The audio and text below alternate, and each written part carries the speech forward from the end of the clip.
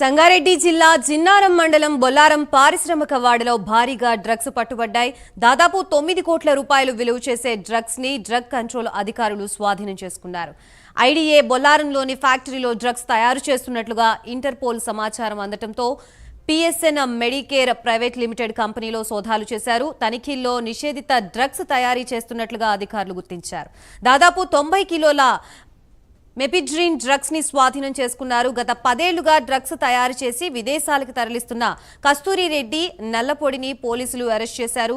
Cigarette ప్యాకెట్లలో drugs పెట్టి విదేశాలకు తరలిస్తున్నట్లుగా కూడా గుర్తించారు. కొంతవరకు హైదరాబాద్ లో కూడా డ్రగ్స్ సప్లై చేసినట్లుగా అనుమానిస్తున్నారు. ఇక ఇదే అంశానికి సంబంధించి మనకి మరిన్ని అప్డేట్స్ ఇవ్వడానికి మా ప్రతినిధి రాము సిద్ధంగా ఉన్నారు. రాము,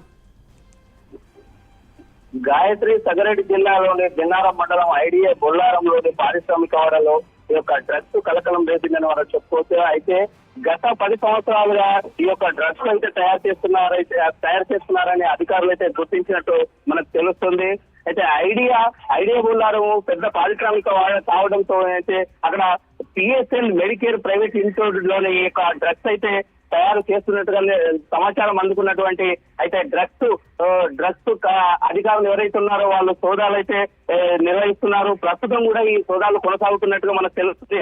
అదేవిధంగా డ్రగ్స్ తయారు చేసినటువంటి ఈ యొక్క యాజమాన్యుని కస్తూరి రెడ్డిని అయితే నల్లపు రెడ్డిని అరెస్టు చేశారు. అదే విధంగా ఈ 10 సంవత్సరాల నుంచి అయితే విదేశాలకైతే ఈ యొక్క డ్రగ్స్ పంపిణీ చేస్తున్నట్టు కూడా అయితే మనకు సమాచారం అందుతుంది.